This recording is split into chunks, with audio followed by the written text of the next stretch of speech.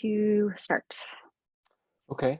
Hello, everyone, and welcome to this session of CLAPS. My name is Anthony Sanchez, librarian for the Social and Behavioral Sciences at the University of Arizona Libraries, and I'll be your moderator today.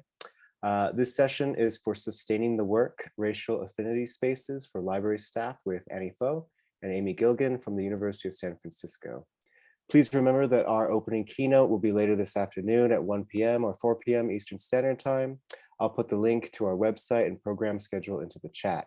If you would like to connect on Twitter, please remember the hashtag CLAPS2022. This session will be 15 minutes long with a Q&A portion at the end of the presentation. Please feel free to enter questions into the chat or raise your hand and unmute your mic at that time. We are also using progressive stacking, which prioritizes questions from individuals from marginalized groups. You can write stack or put an asterisk next to your questions to self-identify as a member from a marginalized group, or you can message me directly if you don't wish to publicly identify. This session will be recorded and later posted online, except for the Q&A portion. Thank you very much to Annie and Amy, and please take it away. Great, thanks, Anthony. And thank you to the CLAPS organizers for having us today. And I think, some folks have started to introduce themselves in the chat, so feel free to continue to do so. And with that, we'll go ahead and get started. First with a land acknowledgement. We want to acknowledge that we are on Ramaytush Ohlone land.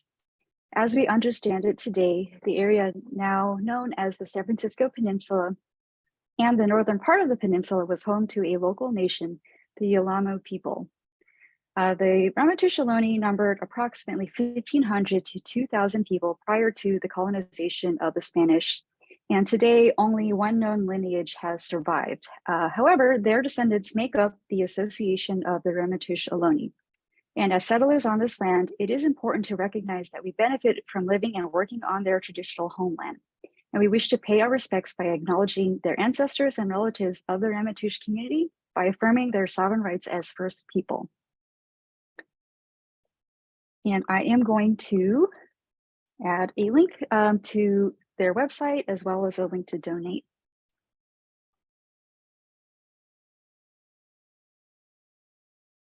And now we will also introduce ourselves. And I think I'll go first and then pass the mic to Amy. My name is Annie, she, her. I identify as a Vietnamese American woman. And I am the head of instruction and outreach at the University of San Francisco.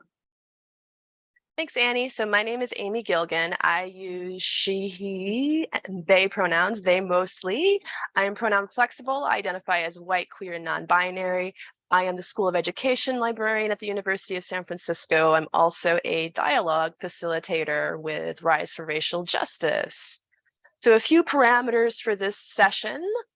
So today you're going to need something to journal with. You're going to be getting a few journal prompts throughout our time together, and some things to note. So this workshop is intended for folks who are committed to doing anti-racist work. So we are operating with the knowledge that racism exists. So we will not be engaging with folks who wish to debate that with us. This is not the space for that. This is also, even though we're talking about dialogue, this is ironic, this is not a dialogic space. And that's because we don't have the time or the container necessary to have that kind of dialogue in this moment. But we're going to share a little bit about our experience with it. We're also going to be encouraging you to engage through chat at certain moments. So no surprise breakout rooms. I know some of you are going to breathe a sigh of relief. We know how folks can drop off when that happens. We're also going to ask you to hold your questions until the end. That'll just help Anthony keep track of them a little bit better. And we're going to have a Q&A portion at the end for y'all. So with that, I'm going to hand it back to Annie to tell you a little more about the background of what we did. Yeah, so just a little bit of background. So our university received funding for a project called the 6NU project. And part of the funding was to train faculty and librarians from each school and unit on anti-racism and racial equity facilitation, with the idea that each school or unit would lead its own racial equity series or project or initiative. And so what we were hoping to do with our library was to develop a series with a few different goals. One was to increase racial literacy skills with all of the library staff and librarians who participated, foster relationships and accountability between coworkers who are engaged in anti-racist work, and also help to prepare our staff to participate in equity initiatives that had been identified by the library leadership team. And so just a quick note about this. So our library had identified a few different ideas or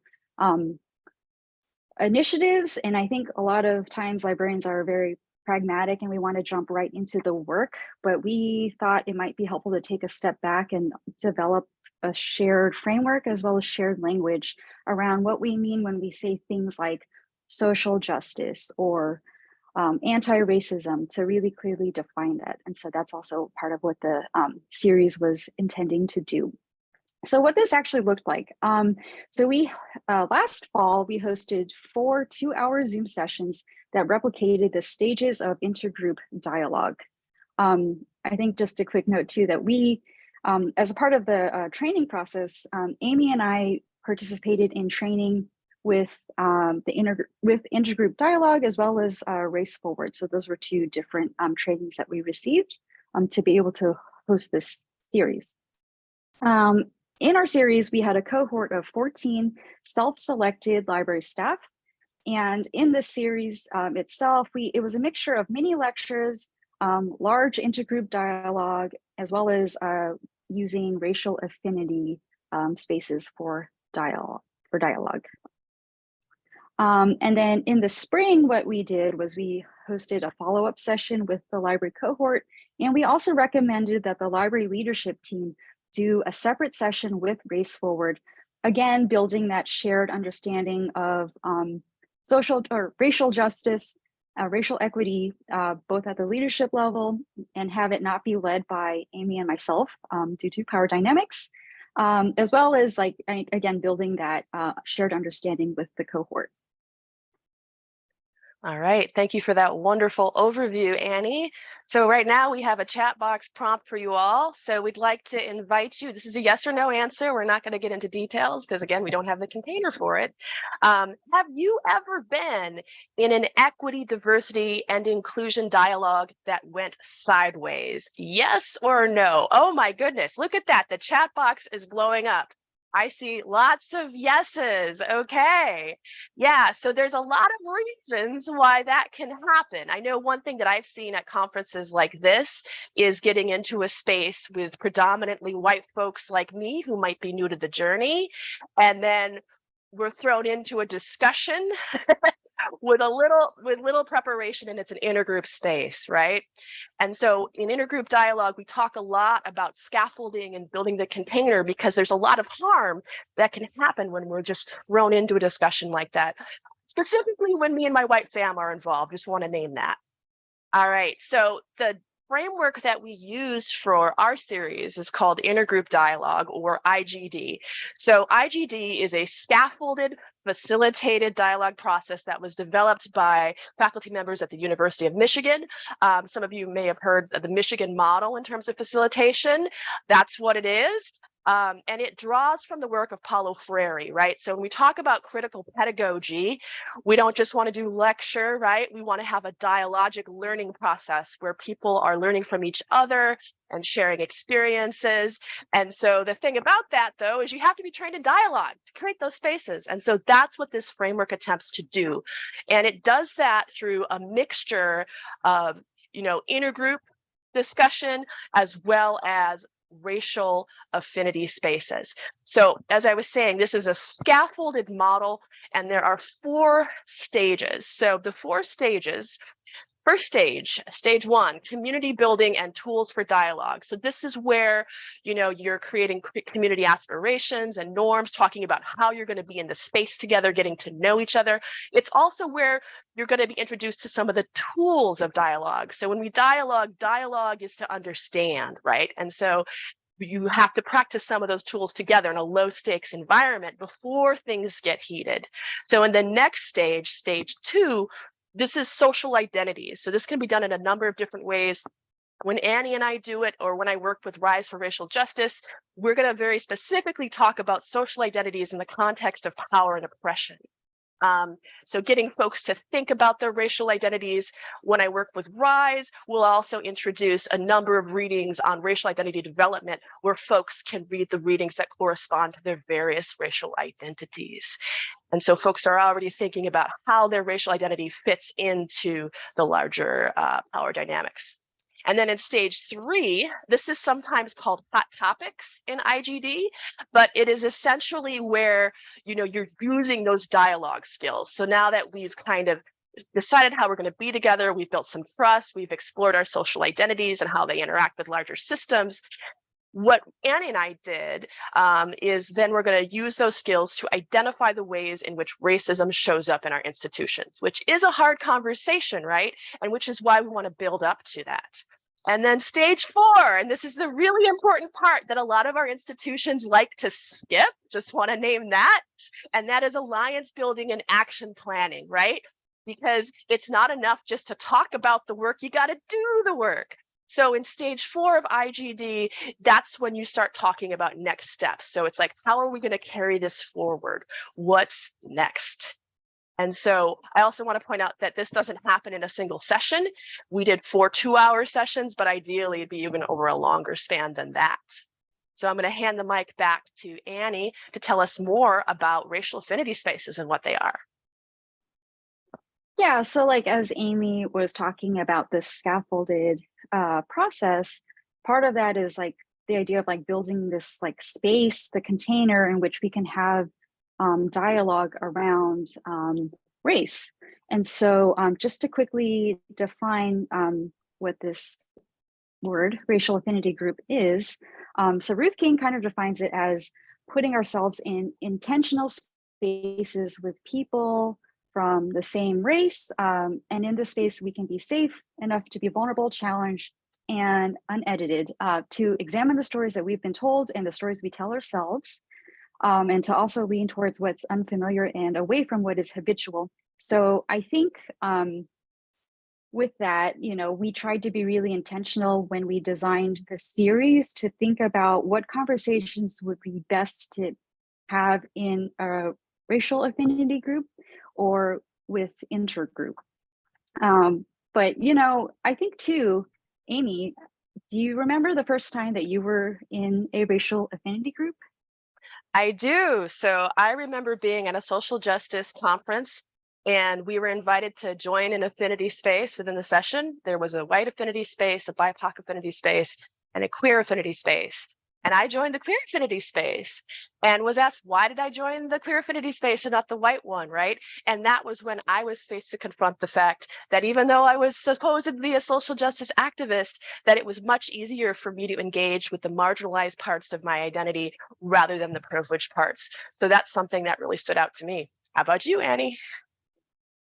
Yeah, what's interesting for that, I was introduced to racial affinity groups kind of early on in my life. I was in high school and I attended a queer youth conference in San Francisco. And I remember really not knowing anybody. It was also like I had never been to a conference before I was in high school. And I remember a queer Black woman came up to me and specifically asked me to attend a session that was only for people of color. And I had never heard of a session that was closed off to white people before. And so I remember attending that session and really, I think for me, noting that the conversations that were being held in that particular session were very, very different from the conversations that were at the rest of the conference. So I remember it feeling like a safer space for other people of color to talk about their sort of lived experiences with racism specifically. So I think too, it's like interesting that even if at a conference where, folks are coming from marginalized backgrounds, that you can still even identify with different social identities like race.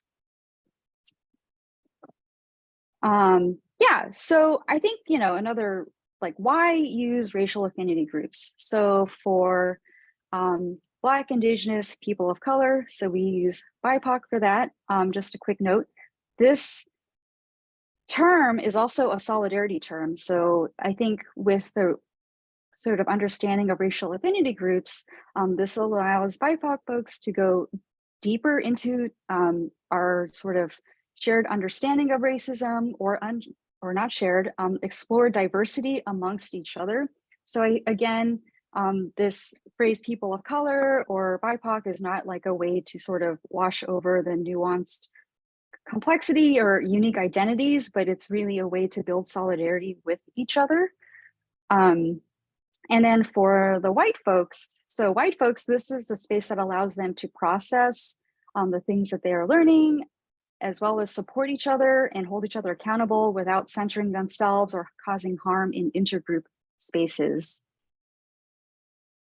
And then I think more going back to like why racial affinity groups for people of color. So Ruth King really puts it, I think, very nicely. While many people of color do not need an affinity group to relate to their own racial groups, they may need to explore diversity that exists among people of color and across the experiences of people of color without the distraction of having to educate white people on whiteness and its harm.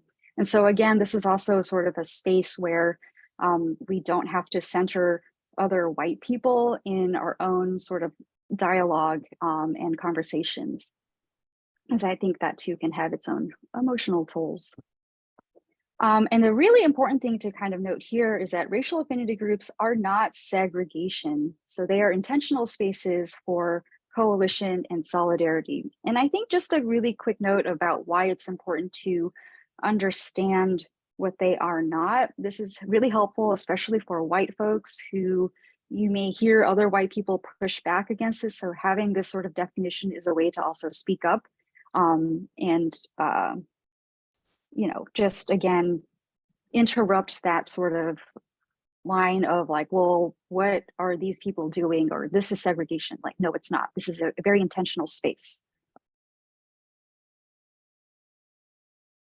And so what this looks like in practice. So I think many folks may have, you know, if you work at a university or an organization, again, can be things like cultural centers, resource centers, student groups that are based on racial or ethnic backgrounds. Even in our own profession, we have groups like the National Associations of Librarians of Color, as well as We Here.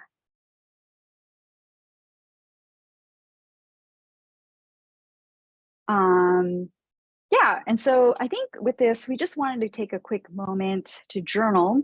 So just sort of thinking about what your own experience has been with racial affinity groups and how racial affinity groups might support anti-racism work. So we'll just take a minute to reflect on that.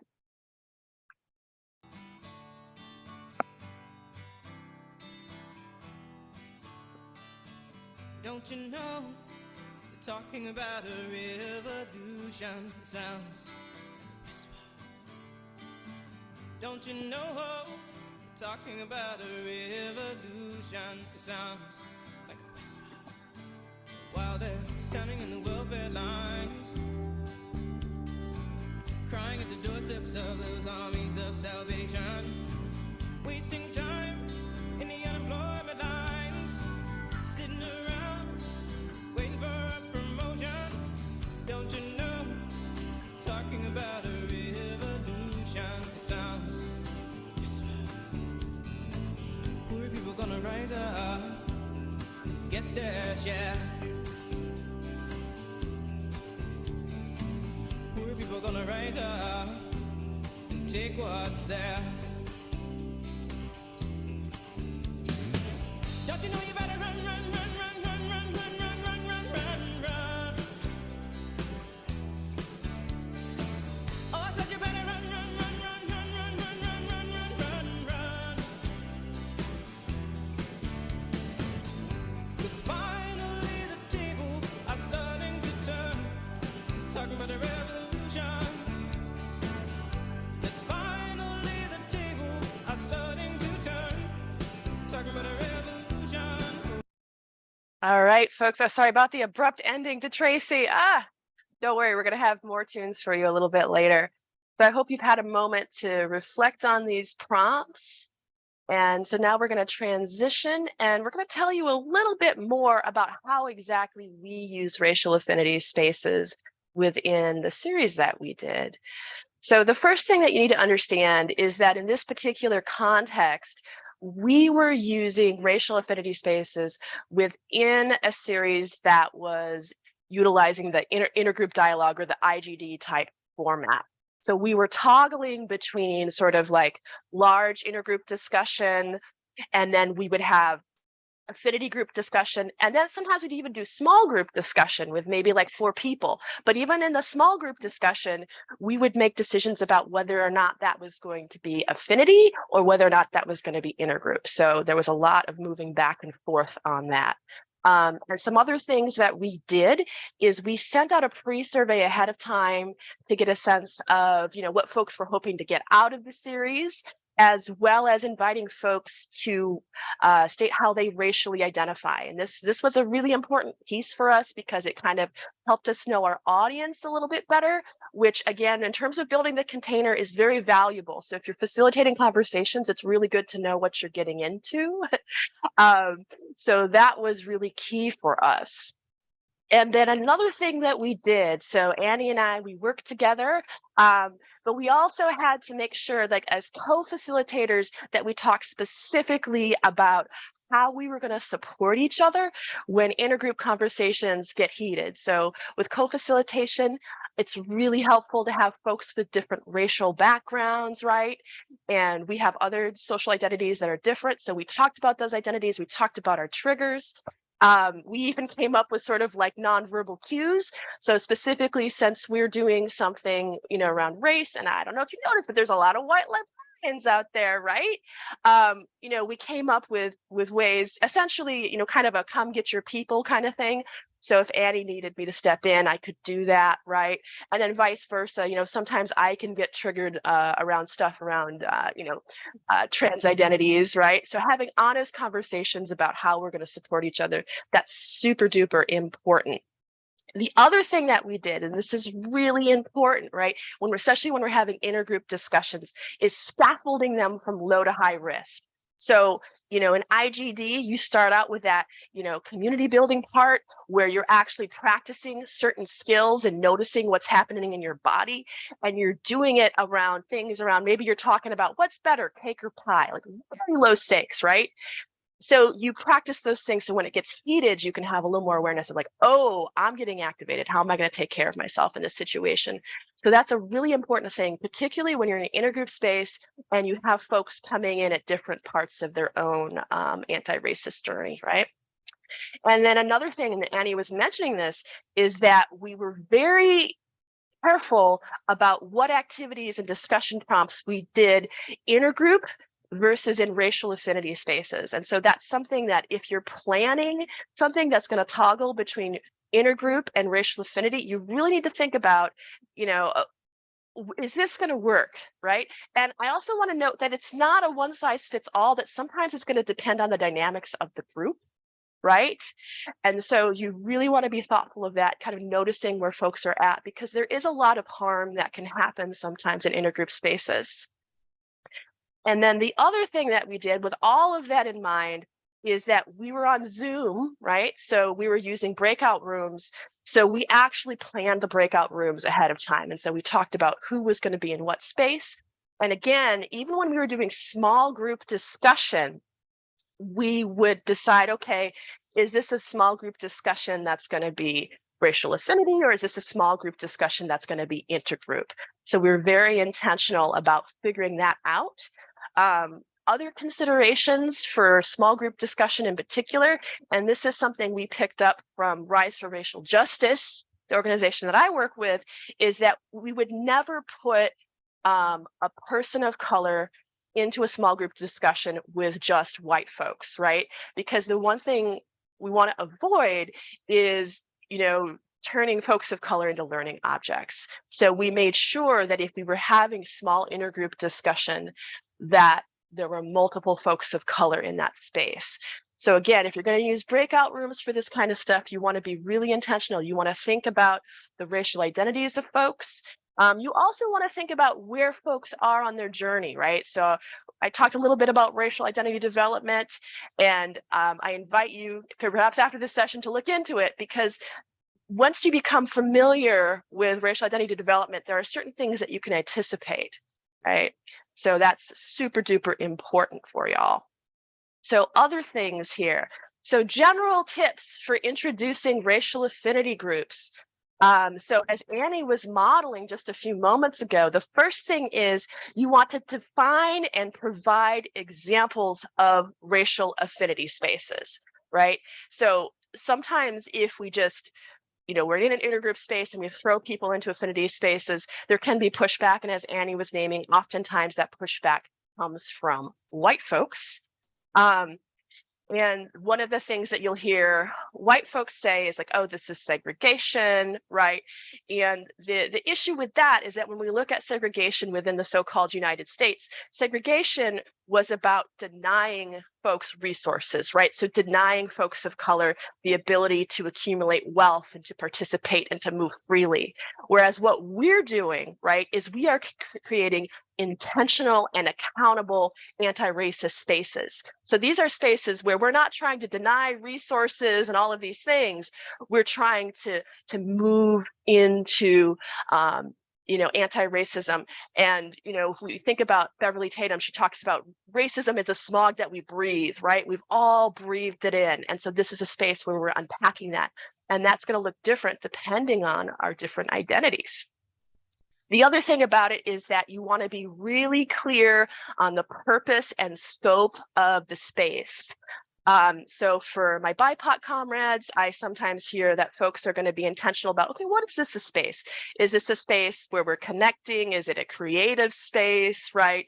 Is it a space for venting? Is it a space where maybe there's discussion prompts, or perhaps, also having discussions about the level of intimacy and sharing in those spaces. So, for folks who are doing BIPOC spaces, those are some of the things I've heard that are considerations to make while you're deciding about the scope and purpose, because a big part of this is consent. So we want to make sure that when we're doing racial affinity spaces that we're front loading what they are so that folks can opt into them. Okay. And then for white folks, of course, white affinity spaces, there's going to be some internal work that's happening, perhaps some racial healing as well, because white folks, we give up our humanity in exchange for some unearned goodies, and that doesn't feel so great. So we got to work on that. And I also want to name that particularly in white affinity spaces, there has to be an accountability element, because if we're trying not to replicate some of these all white spaces that us white folks tend to be in all the time, there has to be that accountability space and actually moving towards anti-racism. And the other thing to name is that while white folks often bristle at the idea of affinity spaces and the fact that it's a space that for white folks, for once in our lives, we're not being invited to enter, the ironic thing there is that as white folks, we are often in all white spaces most of the time. We just don't think about it, right? So we don't think about it because, again, it's that smog we breathe, right? And those all white spaces that we tend to be in by default, those are manifestations of institutional racism, right? So when we do those white affinity spaces, we want to make sure that there's that accountability element and the intention. The other thing is that you want to invite folks to join racial affinity spaces based on how they self-identify. We don't want to make assumptions about folks' racial identities, right? And we also want to understand that that may shift, right? So, especially for folks who might be multiracial, right? Also for folks who, have identities that don't necessarily fit into a racial category, but have been historically racialized. I know that when I co-facilitate with RISE, sometimes, we have participants who identify as Latinx. And so they might start out in a white affinity space and then move to the BIPOC affinity space. And we want to make sure that we make space for that and understand that these conversations are tricky, right? All right, so with that, I'm going to pass it back to Annie to tell us a little bit more about how to keep the work going. Yeah, and some of these sort of how to sustain the work are also takeaways from the series that Amy and I facilitated last year. And so I think, again, just the need for an ongoing racial affinity space, in particular for BIPOC folks. I think with that, it's like some of what Amy was talking about, like, setting up like regular times to meet and a process in which you're defining like, okay, what is the intention of this space? And then also just looking at like power dynamics of like, who's in these spaces too, like who's in a BIPOC affinity space, because, you may have folks who are in administration or, supervisors with folks at different levels of the organization. And so just sort of thinking through what that space and the power dynamics are. So just thinking about that.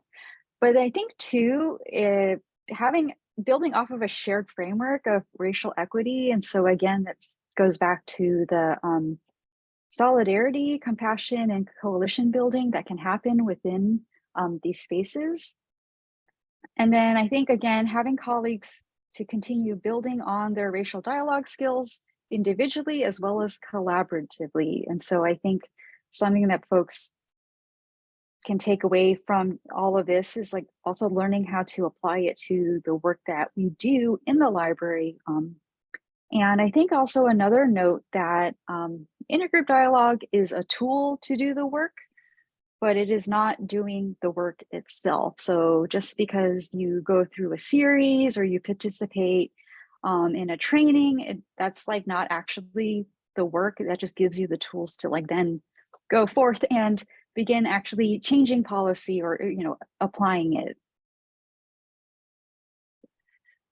Thank you, Annie. And yeah, I really appreciate that last point, because again, that's where sometimes there's usually like, oh, it's a dialogue, but we don't have to change any policies. So I really appreciate you naming that dynamic. Right. So another thing I also want to name, we're going to give you a journal prompt in a second, is that we're talking about, these affinity spaces and affinity groups and, an ongoing series, but we want to recognize that people create racial affinity spaces in many different ways, right? Like you might create a racial affinity group with colleagues from other institutions, right? Maybe you meet monthly. I want to call out, I actually have a white affinity space with 4 other librarians from other institutions, and we meet about once a month to, talk about stuff and hold each other accountable. So there's a lot of ways to create these spaces, even if your particular institution isn't supportive. So I just want to name that there's a lot of ways to do this work. All right. So before we open it up for questions here, we have one more prompt for you. So we want to invite you to journal. How might racial affinity spaces support your work? So I'm going to try to put on some tunes for you and give you a few moments to reflect.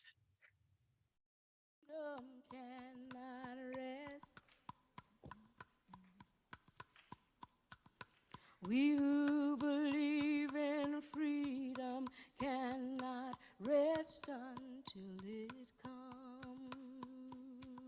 We who believe in freedom cannot rest. We who believe in freedom cannot rest until it comes. Until the killing of black men, black mothers' sons, is as important as the killing of white men, white mothers' sons. We who believe in freedom cannot rest. We who believe in freedom cannot rest. That which touches me most is that I had a chance to work with people, passing on to others that which was passed on to me. We who believe in freedom cannot Just come on. We believe in freedom and fresh until it comes. To me, young people come first. They come first. They have the courage where we fail.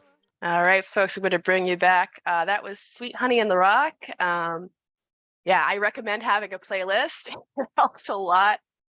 So as we're starting to close out here, we're going to open it up for questions in just a moment. But I do want to point out, I believe the slides are going to be shared on the website. So we do have some resources specifically for affinity spaces that you can check out. I want to give a big shout out to Ruth King's book, Mindful of Race, that Annie mentioned. That one is very key. Another thing I want to point out here, the particular style of facilitation, intergroup dialogue, we also have a list of trainers that you can check out. So we both worked with Anna Yuckley. Anna's amazing. She's one of my mentors. Also calling out the Intergroup Dialogue Collective. They are super rad. Michigan Institute, that's kind of where all this stuff came from. And Tanya O'Williams, she's flipping amazing. I can't say enough about her. You'll often see her present at conferences like NCORE, White Privilege Conference, stuff like that.